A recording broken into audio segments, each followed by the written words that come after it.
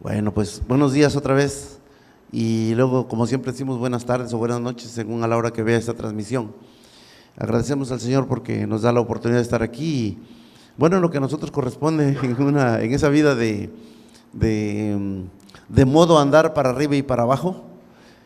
Ayer teníamos una salida para Coatzacoalcos, salimos de aquí pues a media mañana diríamos, y regresamos hoy a las 4 de la mañana, entonces así como que también eso se junta acá con, ¿no? Pero en un viaje relámpago que hicimos, no, lamentablemente en esta oportunidad no pudimos estar unos 2-3 días por ahí, pero como era la inquietud también de los hermanos en Coatzacoalcos, que por cierto les mandan un abrazo muy fuerte, Pepe y Susi, para los que los conocen, los pastores Pepe y Susi, un abrazo muy fuerte. Estuvimos con ellos una buena parte del día y edificándonos mutuamente como Dios manda.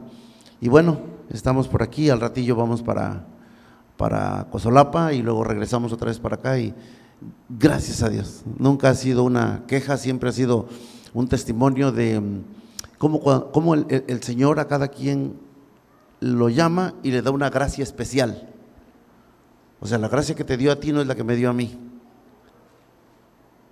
La gracia que me dio a mí no se la dio al hermano, a la hermana, no. A cada quien Dios le da una manifestación de su espíritu para provecho, para edificación de la iglesia. Entonces, bueno, el Señor nos ha concedido esa oportunidad y por aquí estamos. Voy a continuar con lo que estábamos hablando hace 15, ¿verdad? Hace 15 días. Le decía que iniciamos esta aventura llamada, le pusimos como título La Ley y la Gracia, o el Antiguo y el Nuevo Testamento. Y luego estuvimos hablando de una pequeña línea que no que divide, sino que une los dos testamentos. Y si se recordarán, también estuvimos diciendo que es un poquito complejo, y en la historia de la iglesia contemporánea se manifiesta mucho una deficiencia en ese vivir de la iglesia, en gran manera basada en no entender el asunto del antiguo y del nuevo pacto, el asunto de no discernir la ley y la gracia.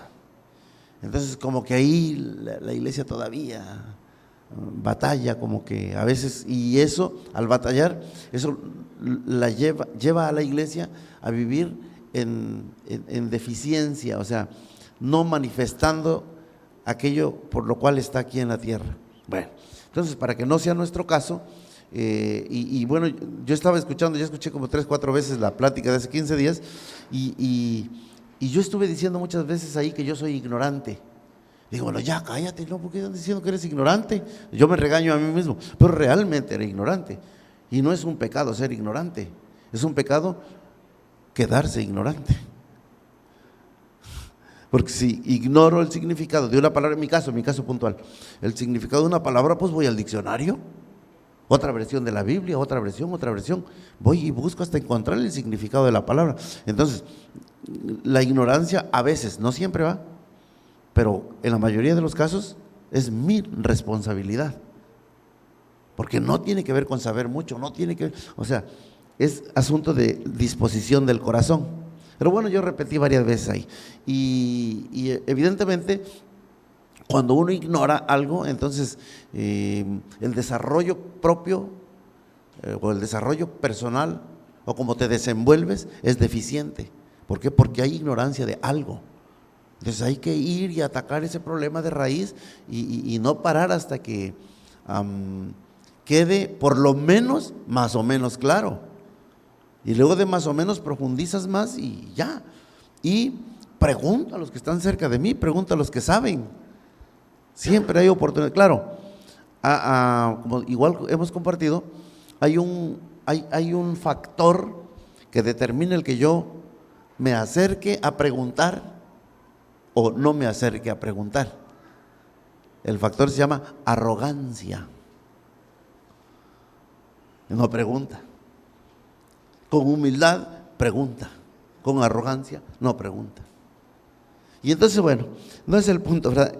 Quiero seguir hablando de este asunto y centrarme ahora solamente en un aspecto muy interesante, pero que igual nos va a seguir dando pauta para todo lo que vamos a hablar posteriormente, si Dios nos presta la vida, o me presta la vida. Bueno, ¿qué estoy diciendo? Mire, en ese andar, ¿cómo se dice por ahí? Hay un refrán popular: en el pecado lleva la penitencia, dice, ¿no? Bueno, en ese ignorar las leyes o principios divinos, en ese ignorar lo relacionado con el antiguo pacto y el nuevo pacto, con la ley y la gracia, en ese ignorar, entonces empezamos a hacer algunas cosas de manera deficiente. Y entonces nos encontramos frente a cosas que comenzaron como una costumbre y se convirtieron en leyes. Y luego a rajatabla tienen que cumplirse, y si alguien no las cumple, entonces otro se enoja. No vamos lejos. Cuando pasó la dichosa pandemia, el Señor puso en el corazón de algunos hermanos que cerraran los lugares de reunión. Está bien. Pero Dios puso en el corazón de otros que no lo cerraran. Y no lo cerraron. Y también está bien. Entonces está bien, sí está bien. Porque Dios así puso en el corazón de. ¿Dónde está mal el asunto? El asunto se descompone cuando el que cerró, dice, ahí están los otros rebeldes que no quieren cerrar. O el que dejó abierto, dice, ahí están aquellos cobardes que no tienen fe, no se atrevieron a dejar abiertos los templos. Es que ni una cosa ni otra. Dios te habló puntual para eso, está bien. Dios te habló puntual para otro, está bien. O sea, no se trata de pecado, de mal, de bien. Pero cuando desconocemos los principios, entonces nos metemos en cada bronca, en cada relajo. Entonces, hay un factor, decía, hoy voy a hablar solamente, y es extenso el tema, pero de manera breve. Para los que hemos leído de más tiempo la Escritura, la palabra de Dios, sabemos que Dios le dio muchísimas, le dio 10 mandamientos a Israel por medio de Moisés, pero luego le dio otras instrucciones, diríamos, como si fueran complementarias, ¿no? Requisitos. Y un día al Señor se le ocurrió algo, a Él se le ocurrió, pues darle las tablas de la ley a Moisés. Siempre me ha impresionado que le dice, vente acá al monte, vamos a hablar tú y yo te aquí las tablas, alízate unas tablas de piedra.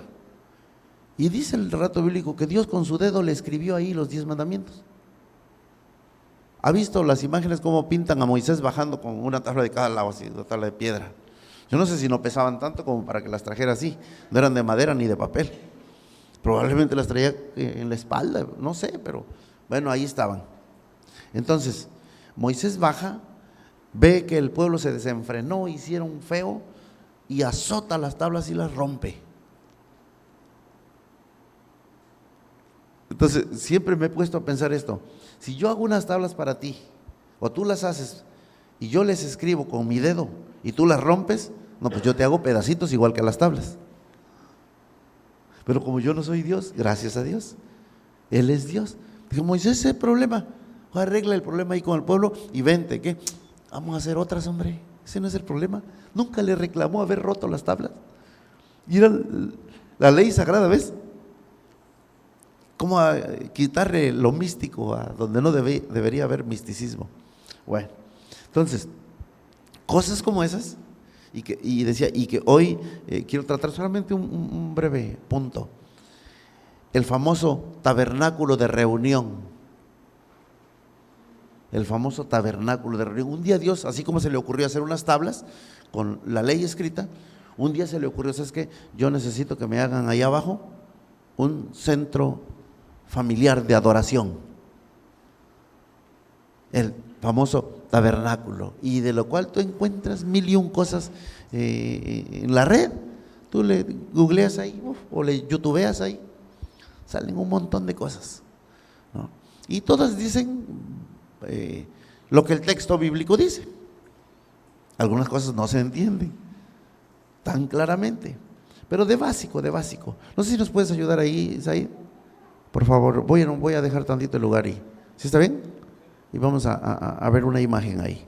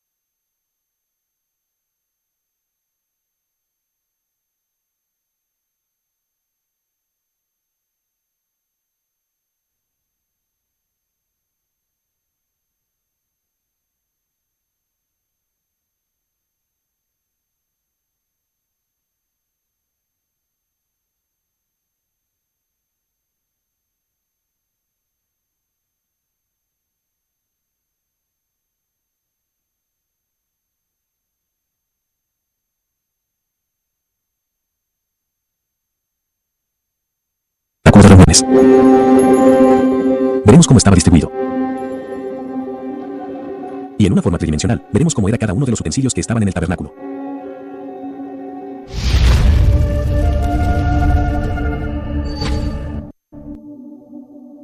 Comenzamos con un recorrido por todo el tabernáculo para ver cómo estaban distribuidos los utensilios.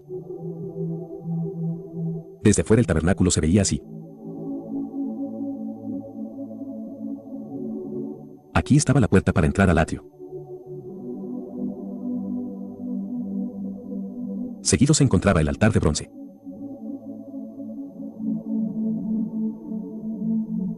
La fuente de bronce.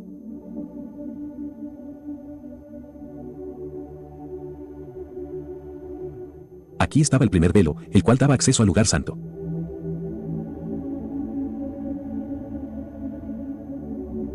La mesa de los panes de la proposición. El candelero.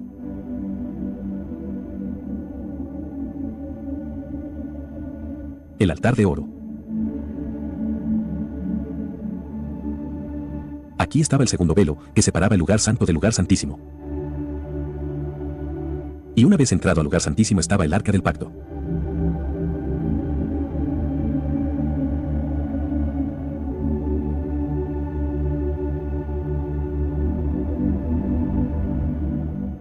Ahora vamos a ver cómo era cada uno de los utensilios que estaban en el tabernáculo y sus significados.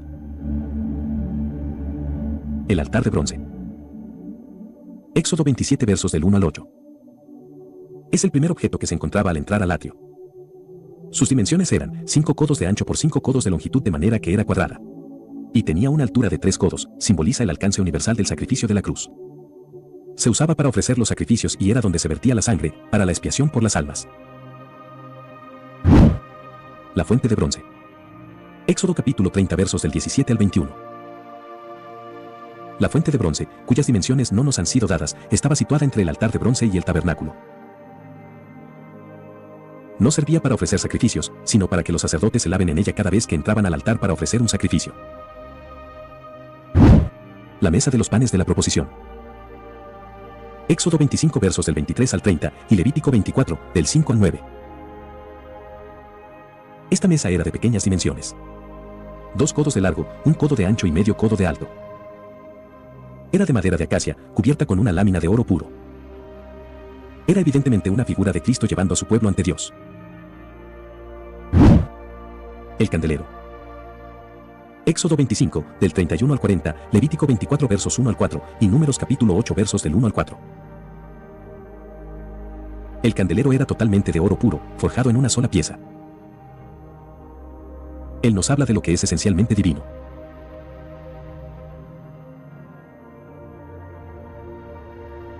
Era de oro batido o martillado, recordando que aquel que representa a Cristo pasó por el sufrimiento. El altar de oro. Éxodo 30 versos del 1 al 10. El altar de oro tenía 1 codo de ancho, 1 codo de largo y 2 codos de alto. Era de madera de acacia cubierta de oro puro, y nos habla esencialmente de Cristo. En el altar de oro, el sumo sacerdote intercedía por el pueblo, tal como Cristo intercede hoy por nosotros.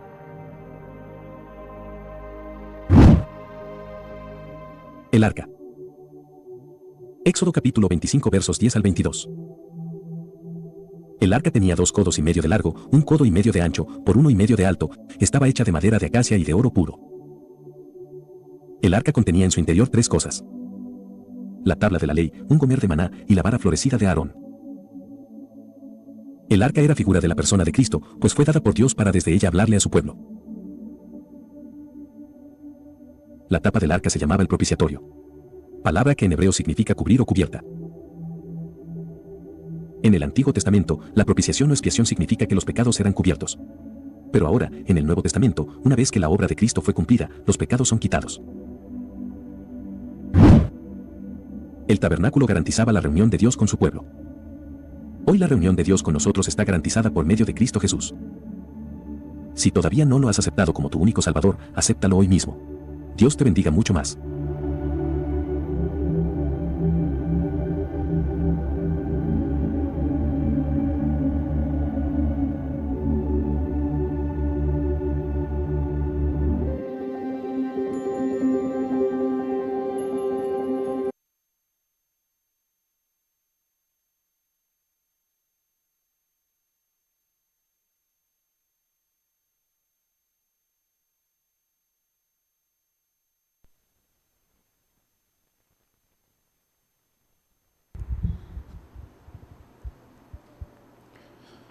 Gracias, Aid. Bueno, decía, para los que estamos más familiarizados con la lectura de la Biblia, ya sabemos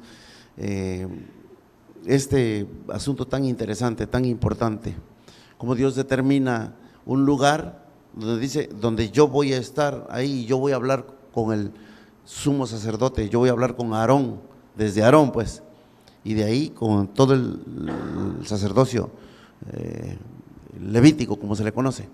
Entonces, era un lugar en donde Dios se manifestaba, donde vimos, donde está el arca del pacto, se le llama, donde están los querubines ahí, las figuras estas, que por cierto, históricamente las generaciones han buscado el arca del pacto y no la encuentran, no está por ningún lado. Tome nota de eso.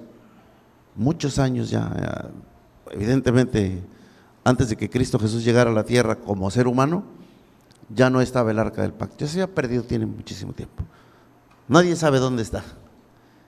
Y hay arqueólogos, y hay estudiosos, y hay documentales donde dicen que probablemente estaría en tal lado. Nunca, hasta hoy, alguien la ha encontrado. Nadie sabe dónde está. Dios sabe dónde está. Nadie sabe dónde está. Bien, entonces, lo que trato de decir es que para el Señor era tan especial ese lugar porque Él quería comunicarse con el pueblo. Y uno diría, ¿y por qué escogió ese lugar? ¿Por qué no a Moisés le habló a través de una zarza, a Balaam le habló a través de una burra? ¿Y por qué? ¿Por qué Dios quiso un lugar especial? Bueno, Él es el rey, Él manda, y Él quiso un lugar especial. ¿Está bien? Entonces, voy a leer un párrafo bíblico, decía de manera breve, pero la plática de hoy, pero que podamos entender esto. Dice Levítico 16:2. El Señor le dijo a Moisés: advierte a tu hermano Aarón que no entre cuando quiera en el lugar santísimo. No debe entrar cuando él quiera en el lugar santísimo, que está detrás de la cortina o del velo interior. Si lo hace, morirá, pues allí está la tapa del arca, el lugar de la expiación, y yo mismo estoy presente en la nube que está sobre la tapa de la expiación. Yo digo que esto era espantoso. Cuando usted escucha ahí codos, se traduce 45 centímetros. Entonces era una cosa pequeña, realmente pequeña. Y siempre estaba una nube ahí. Siempre estaba una nube.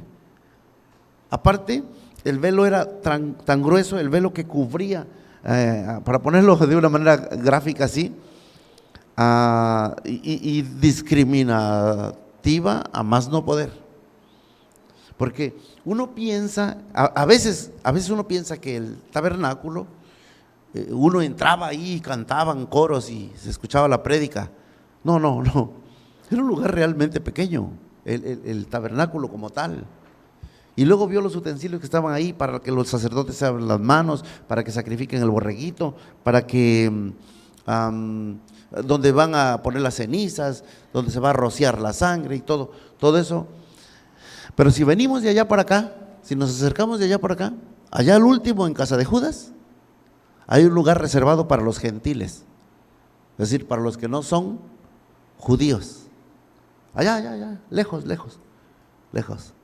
Cualquier parecido con la realidad de veras de la percepción o de la concepción de la iglesia contemporánea, hermano, pues es culpa de la realidad. Hasta allá lejos. O sea, lejos del lugar santísimo estaba el atrio de los gentiles, se le llamaba. Luego más para acá tantito estaba el atrio de las mujeres, también por allá lejitos.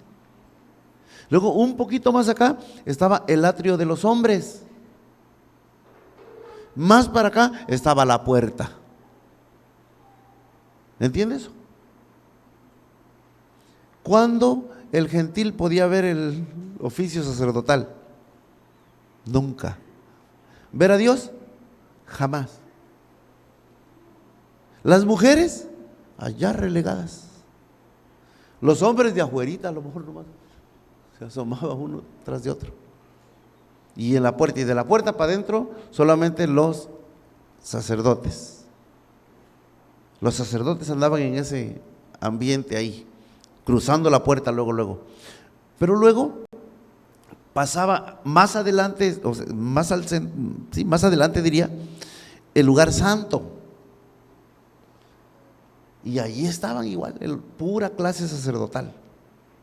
Y luego más atrás, del lugar santo al lugar santísimo, o el santo de los santos, como se le llama. Creo que algunos de nosotros estamos familiarizados con ese lugar que en los templos se llama el Santísimo.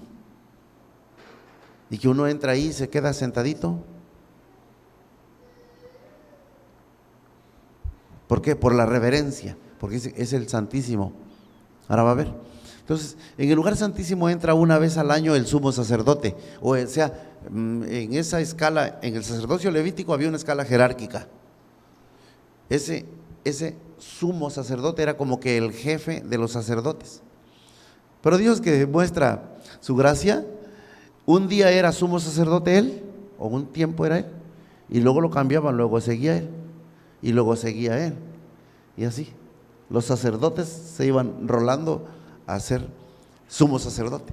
Entonces, el sumo sacerdote, ese podía entrar una vez a ese lugar llamado el lugar santísimo, en donde estaba esa arca del pacto, en donde estaba esa nube y en donde dice Dios, yo desde ahí te voy a hablar.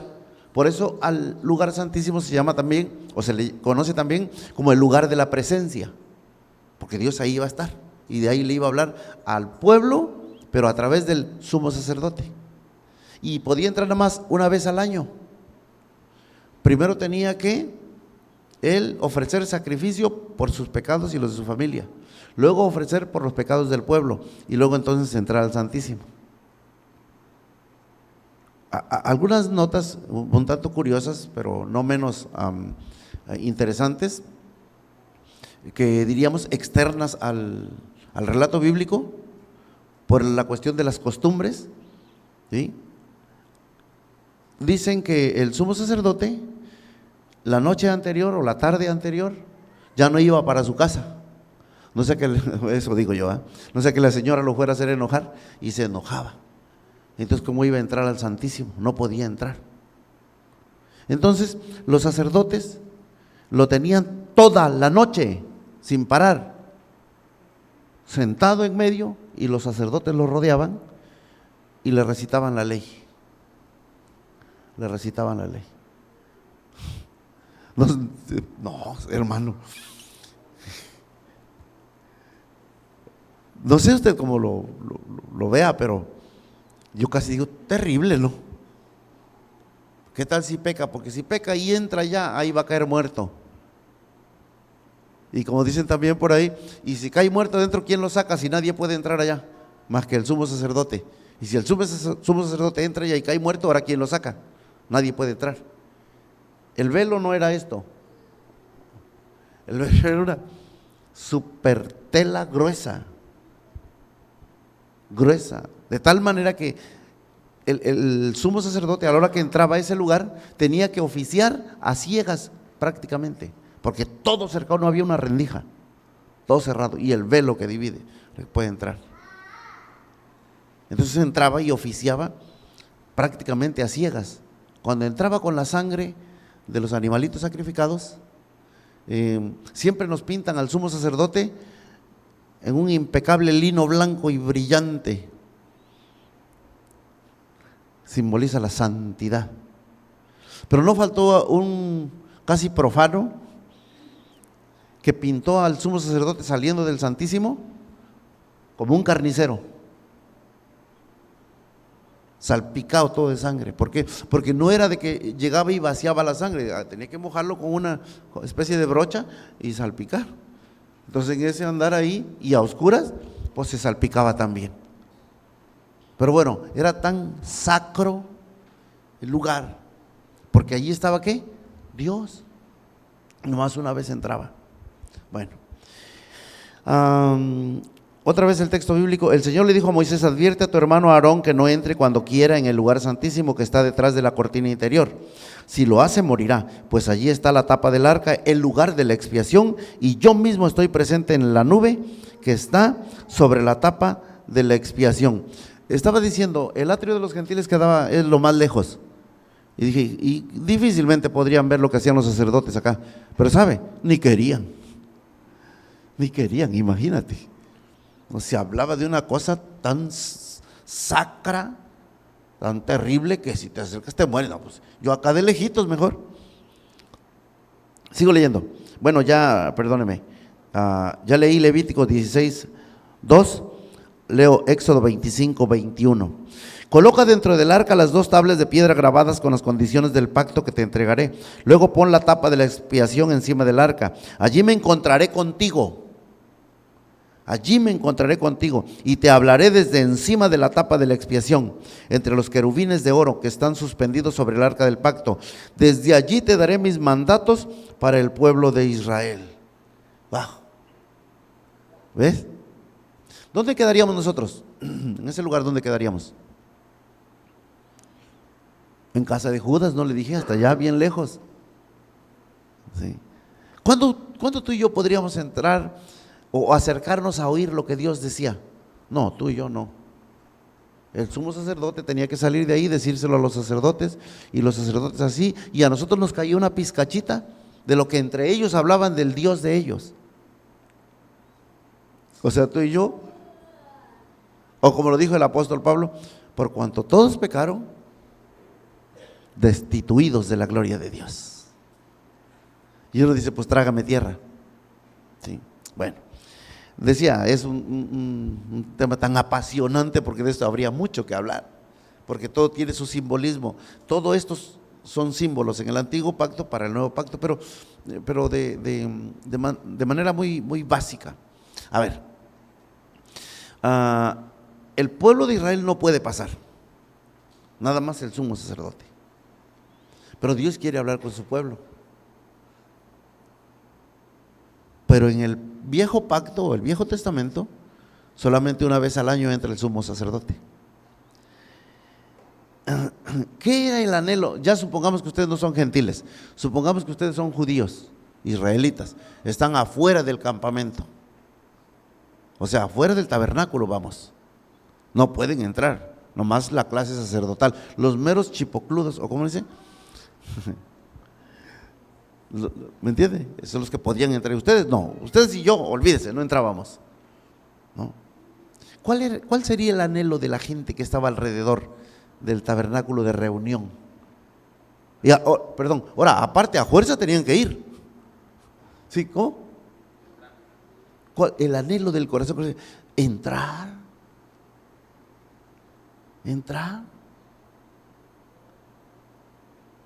Y entonces voy a tocar un punto muy álgido, o neurálgico, muy sensible. Y entonces comienzan a surgir canciones en la iglesia contemporánea, alusivas a. Y una canción que ha sacado lágrimas, pero lágrimas, en la iglesia cristiana. Venid al lugar santísimo, por la sangre del Cordero entrad. Hasta hablamos así en español, no en hebreo, modo español de la Reina Valera, versión de la Biblia Reina Valera, escrita por ex sacerdotes católicos. Bueno, las traducciones, no escritas, las traducciones, corrijo, las traducciones. Usted abre una versión Reina Valera y encuentra estas palabras: venid al lugar, entrad a su presencia con cánticos, adorando ante el trono de Dios. Y entonces se nos quedó en la mente la idea de que, como el anhelo de la clase, ¿cómo diría? Del populacho, del proletariado, el anhelo era entrar allá a ver cómo está eso, ha de estar buenísimo eso. ¿No? Ha de estar. Y se quedó solamente en anhelo. Para ellos estaba bien. Pero luego damos un salto al Nuevo Testamento. ¿Se acuerda que estamos ahí viajando? Haciendo así. Mateo 27:50. Mateo 27, versículo 50. Entonces Jesús volvió a gritar. El contexto es: Jesús está en la cruz. Ya todo, sufrimiento, escarnio, todo ya. Y ahora está en la cruz. Entonces Jesús volvió a gritar y entregó su espíritu. O sea, se murió. ¿Ya? No se pierda, no se pierda. Se murió. En ese momento la cortina del santuario. ¿Cuál santuario? Este que estamos hablando. Mire, déjeme hacer un paréntesis. El párrafo bíblico lo dejo ahí. Mire, para este tiempo que relata Mateo 27:50, tiene añisísimos que se perdió el arca del pacto. Nadie sabe dónde quedó.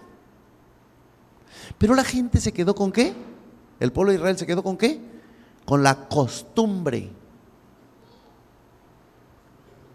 Y para el tiempo de este relato bíblico, Israel tiene un templo. Israel es esclavo del gran imperio romano. Pero el gran imperio romano, que no por menos se le conoce históricamente como el gran imperio romano, tenía sojuzgado todo el mundo conocido de su época. Todo, habían conquistado todo lo conocido. Evidentemente América no se descubría aún, pero todo lo tenían bajo su dominio. ¿Entiendes eso? Todo el mundo conocido de su época, por eso se le conoce el gran imperio romano. No por los judíos, los israelitas pues sometidos. Pero tenían unas costumbres un tanto extrañas para nuestro tiempo. Por ejemplo, sabían que los judíos eran muy religiosos y que añoraban su templo y cosas así. Y entonces los gobernantes romanos, para que estos no anduvieran inquietándose y queriendo armar una revuelta, les hicieron su templo. Aquí es un templo, te lo hago. Órale. Y estos, una vez que, Dios mío, vino a mi mente ahora los que cuidan los ecologistas, ¿no? Y había un proyecto que yo estuve ahí muy de cerca, de preservar la vida de las guacamayas. Pero las guacamayas son muy difíciles de domesticar y en cautiverio no se quieren reproducir. Entonces, ese proyecto, ese programa, les armó nidos a las guacamayas y los subieron arribísima de los árboles a media selva, para que las guacamayas entraran ahí a anidar. Y las guacamayas se familiarizaron porque el nido estaba igualito al de la guacamaya, pero lo tenía que hacer, y ahí ya estaba hecho. Y empezaron a entrar las guacamayas a empollar y ya. Entonces, el gran imperio romano, dentro de sus estrategias, hace esto, les hace su templo. Y cuando los judíos ven el templo, dicen, oye, vamos a arreglarlo, como las guacamayas, pues. Y se metieron ahí y dijeron, ahora aquí ¿qué va? Acá está el atrio de los gentiles, acá está el atrio de las mujeres, acá está el atrio de los hombres, aquí está él, y aquí el velo del templo, gruesísimo lo vamos a poner, para que divida el santo del santísimo. Caballeros y damas, sin afán de causar más escozor.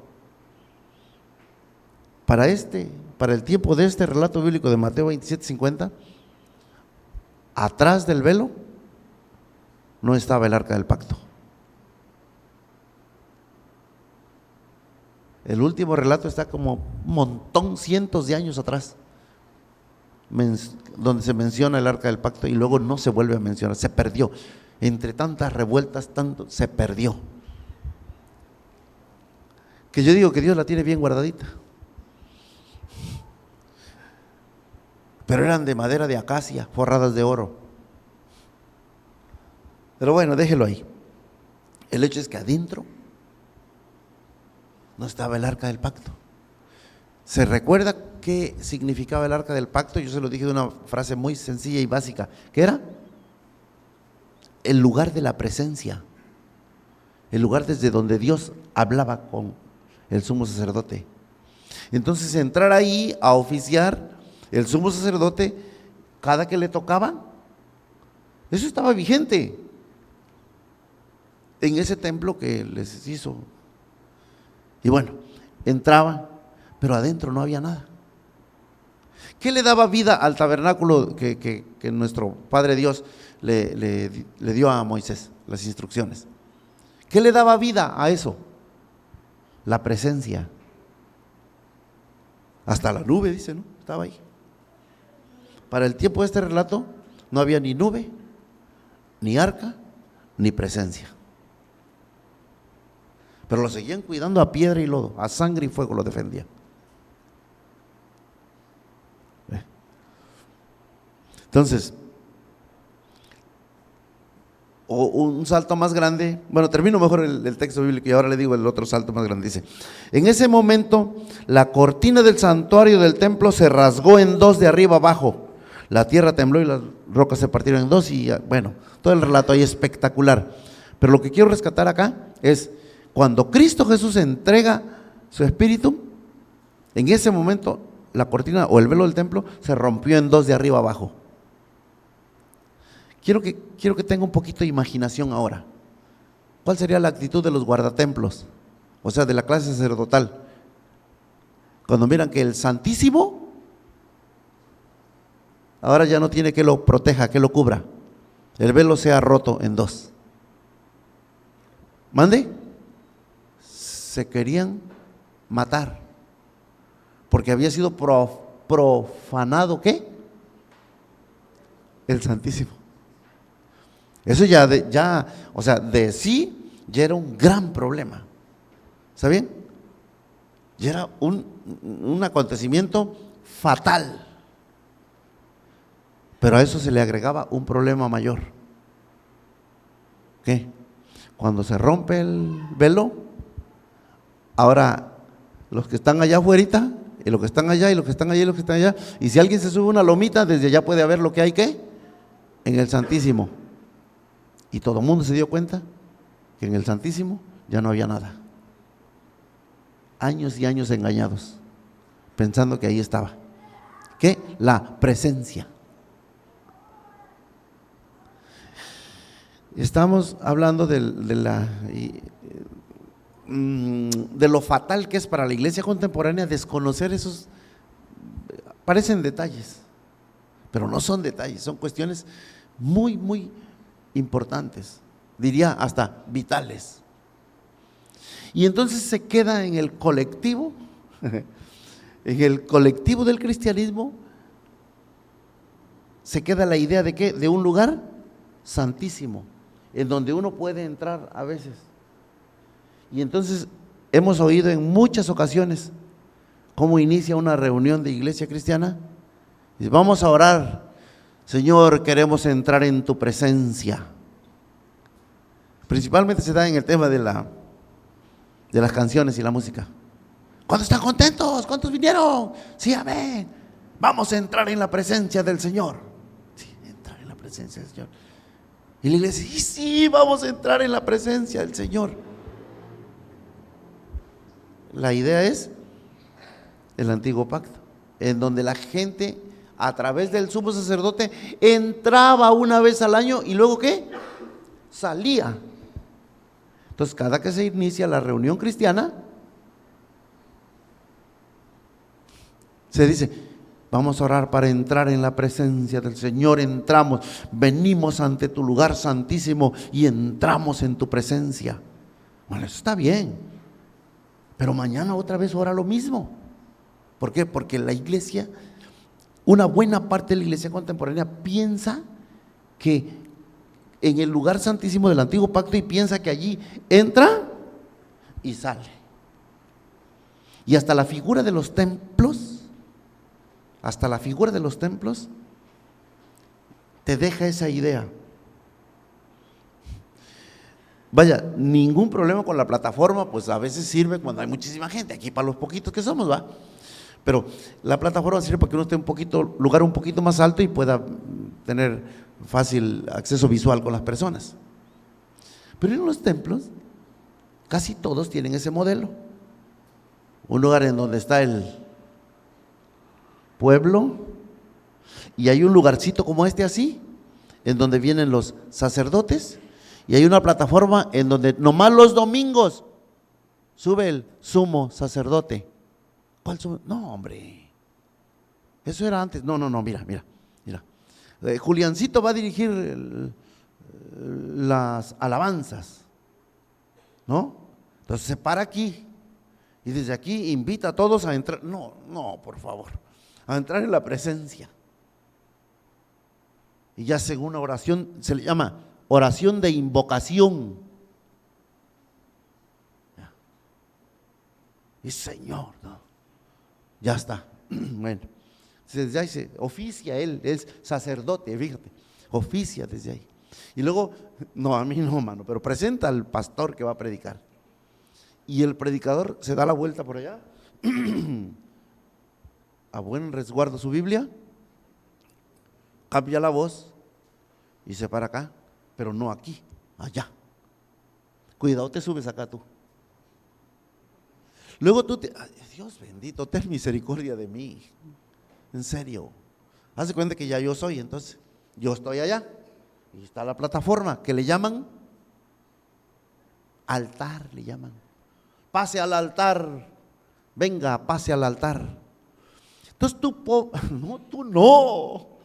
Entonces el pobre gentil, que se siente gentil, miserable y necesitado, pasa al altar y se arrodilla.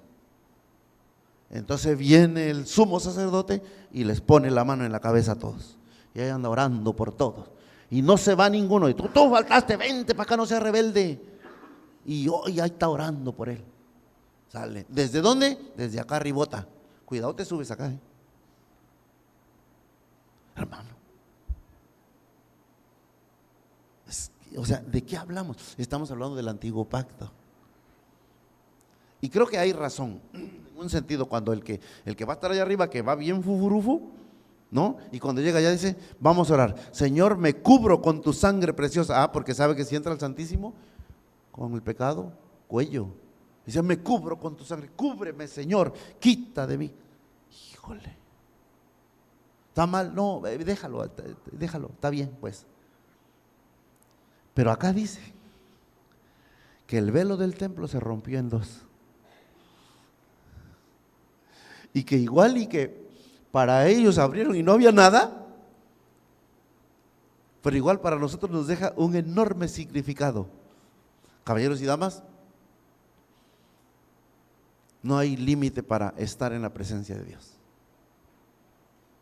Todo mundo puede conocer a Dios. Ya no nomás lo que el sacerdote nos diga, el sumo sacerdote, perdón, que luego viene. Sigo leyendo.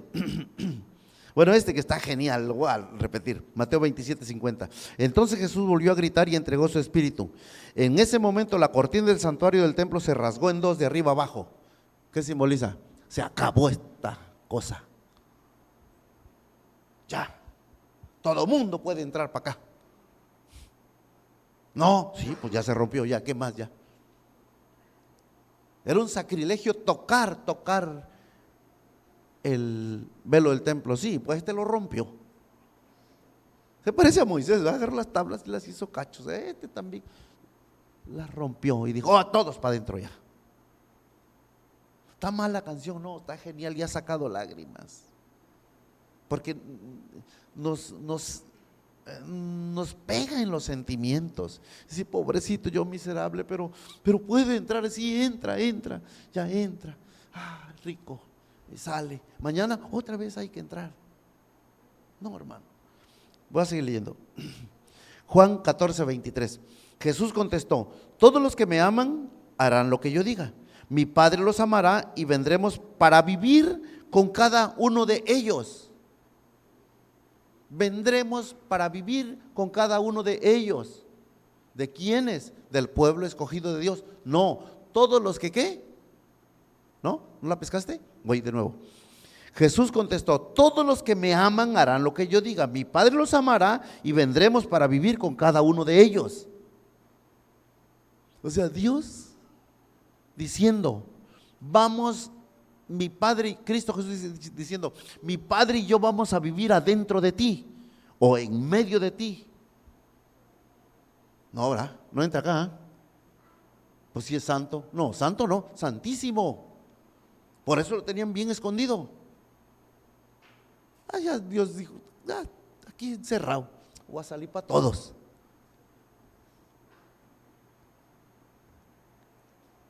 Me hice, ¿se acuerda? Lea la Biblia, hermano.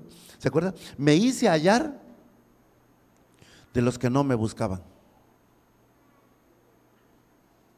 Me puse enfrente de los que no preguntaban por mí. ¿Ves? Agarró parejo, parejito. Entonces, vendremos para vivir con cada uno de ellos. Vendremos para vivir con cada uno de ellos. O sea, vive con él, vive con él, vive conmigo. Entonces no hay que ir, no, él vino. Nosotros no podíamos ir a él, él vino.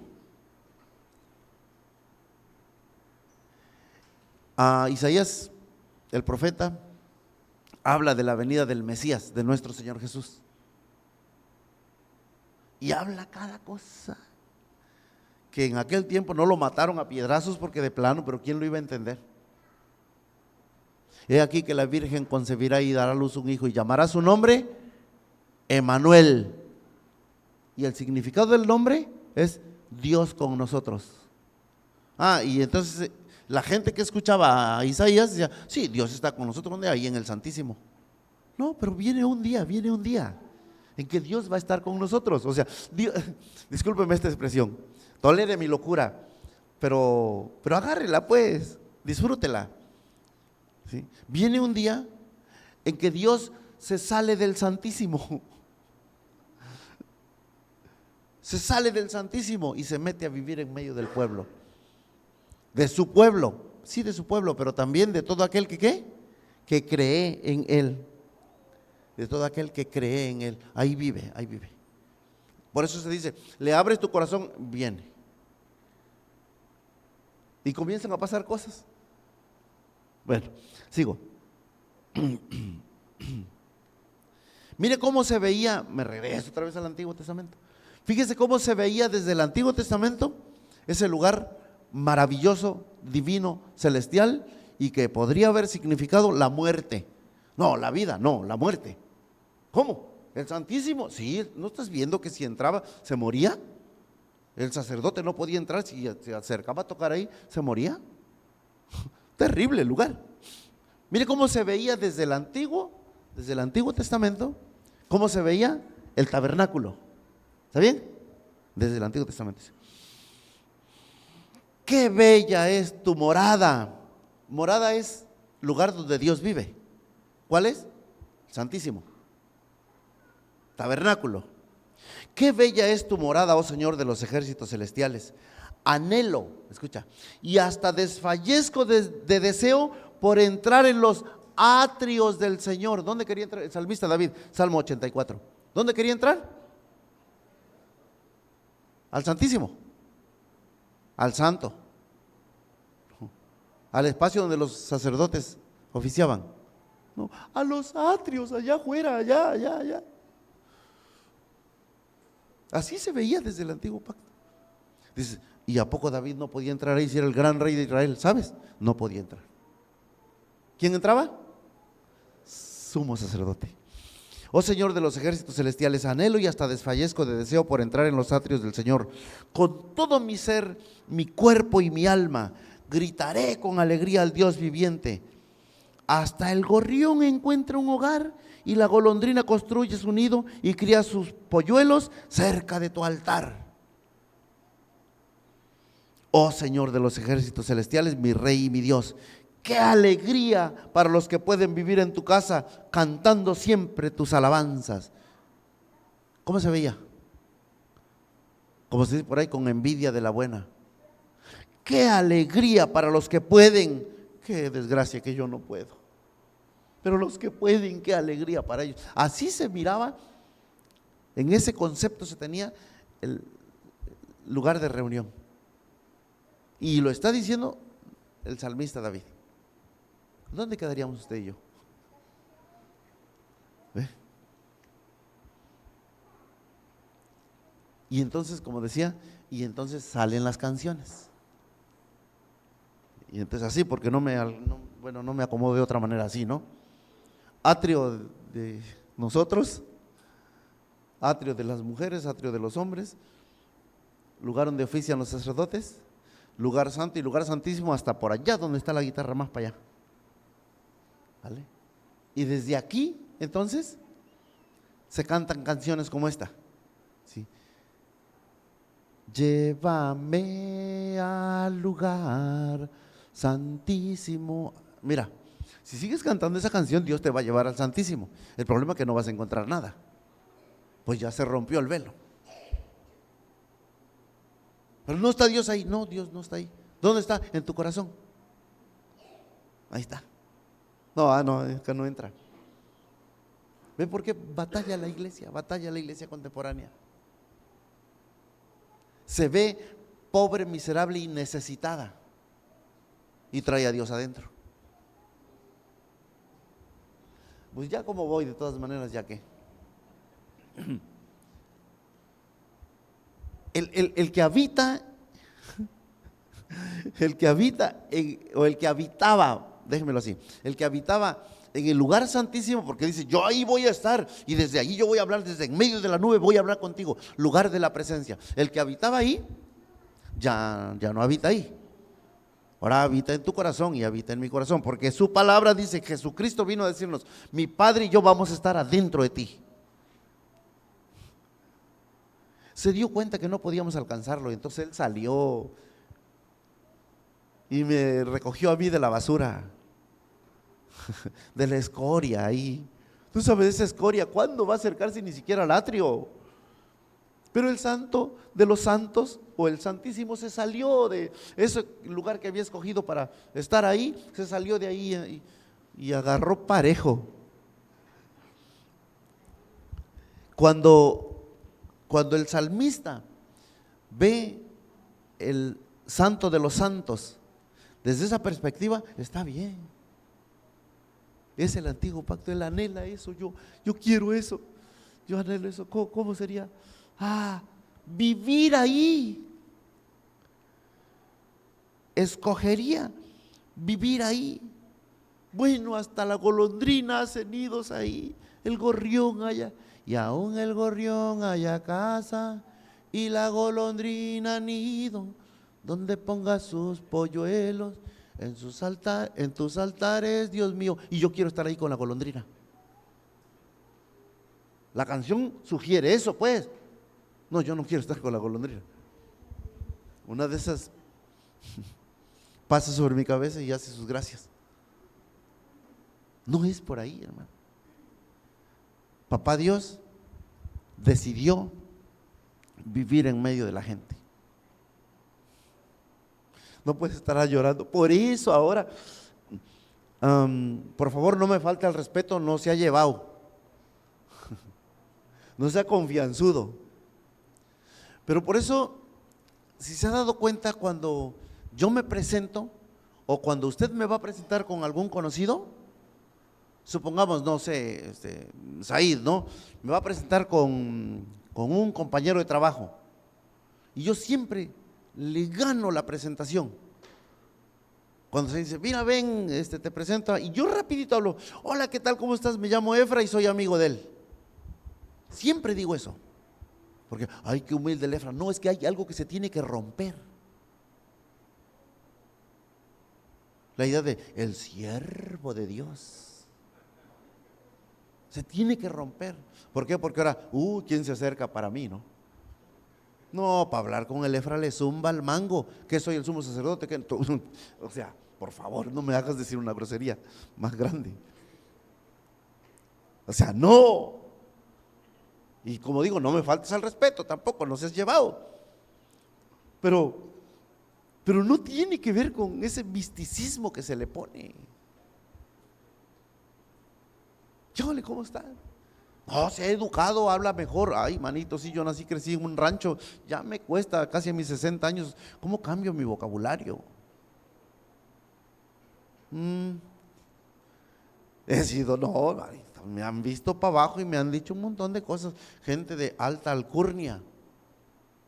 Pues ni modo, digo, ¿para qué se me atravesó en el camino? No, porque se busque a un predicador de alta alcurnia y ya estén a la altura, ¿no? Pero bueno, dejo acá la plática. Esto es apasionante. Podríamos decir muchas cosas, muchas cosas. Ya seguramente usted ya está recordando canciones que canta al antiguo pacto. Seguramente ya está. Yo dije eso, sí. ¿Por qué lo dije? Porque estás pensando en el antiguo pacto. ¿Sabe de dónde salen las penitencias? las penitencias. ¿Sabe? Pasa conmigo, tú, chamaco, ajá, se te ve la carita que te portaste mal. Ah, no, va, él se confiesa conmigo. Diga, penitencia, tal. ¿De dónde lo agarré? Antiguo pacto. En el mini videíto que pasamos, no sé si se acuerda que ahí donde está los querubines y el arca como tal, ¿se acuerda que dice que simbolizaban cubrir el pecado? ¿Se acuerda? Simbolizaban, antiguo pacto, cubrir el pecado. Hermano,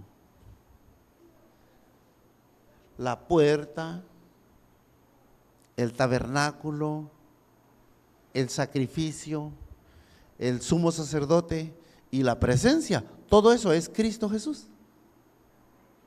Todo eso es Cristo Jesús. Para la ley, en el arca del pacto se cubría el pecado. Ha sido cubierto tu pecado, no morirás. ¿Se acuerda? Ajá. Para el nuevo pacto, tu pecado ha sido quitado. Acá era tapado, acá es quitado. Y no me acordaré más de tu pecado. Si usted quiere quedarse allá, pues ahí quédese, hermano. Pero acá hay perdón, hay gracia, hay amor. Hay todo acá.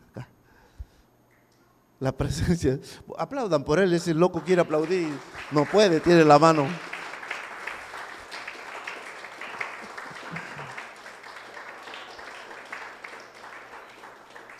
Cubierto, quitado. Donde quieras estar. Donde quieras. Busca, ¿se acuerda cuando se dice busca a Dios? ¿Sabe cuál es la idea? Ya, acércate y pasa y busca a Dios. ¿Dónde está? Ahí está escondido en el Santísimo, ¿no?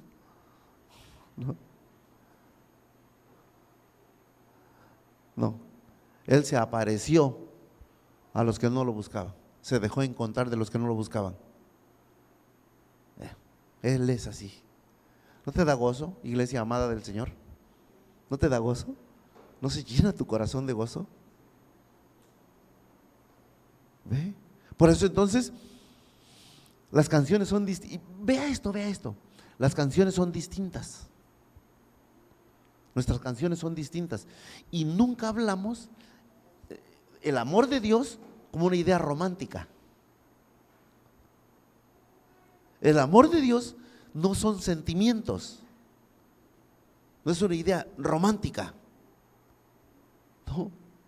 El amor de Dios, y bueno, usted me va a querer colgar con esto, pero el amor de Dios no tiene sentimientos. No los tiene. No, sí, no los tiene. Pero eso hablaremos en otra ocasión, hoy ya no me da tiempo. Pero no tiene sentimientos. Mientras tanto le digo, y vine a decirle hoy que allá en el antiguo pacto estaba todo el oficio sacerdotal, lugar santo, todo eso, lugar de la presencia. Para el nuevo pacto, Dios se salió del Santísimo y se metió en medio de la gente.